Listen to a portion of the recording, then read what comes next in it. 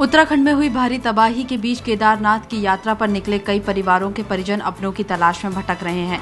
देश के कई हिस्सों में कई परिवार केदारनाथ की यात्रा पर पहुंचे थे, लेकिन उनकी तलाश में अब उनके परिजन भटक रहे हैं। चारधाम यात्रा पर निकले गुजरात के नडियाड के 39 लोगों का कुछ पता नहीं चल पा रहा है। इससे उनके घर वाले काफी चिंतित हैं। घर वालों के मुताबिक उन लोगों से पिछले 4 दिनों से कोई संपर्क नहीं हो पा रहा है। 16 जून को यूपी के इलाहाबाद से तीर्थ यात्रा पर केदारनाथ गए 5 लोग अभी तक लापता हैं। उनका मोबाइल भी स्विच ऑफ है। परिजनों को हेल्पलाइन नंबर पर भी कोई सूचना नहीं मिल पा रही है। उत्तराखंड के केदारनाथ में बारिश, बाढ़ और भूस्खलन की तबाही का जो मंजर सामने आ रहा है, उससे परिजनों के मन में गहरी आशंका है।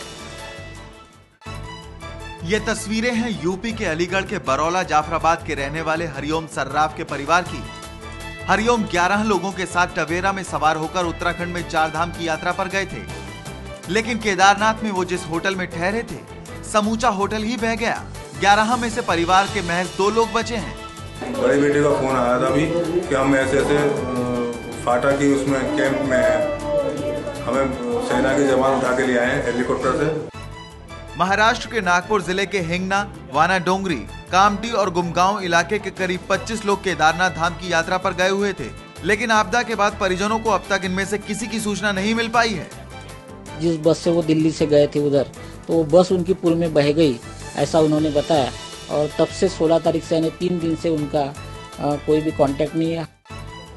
यूपी में बिजनौर के इस परिवार में मातम पसरा है।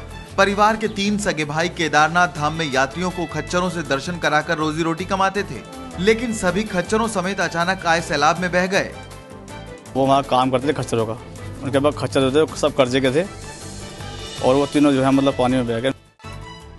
छत्तीसगढ़ के रायपुर से करीब 54 तीर्थयात्री केदारनाथ धाम दर्शन के लिए गए थे, लेकिन सभी रुद्रप्रयाग में आई जबरदस्त बाढ़ में फंस गए।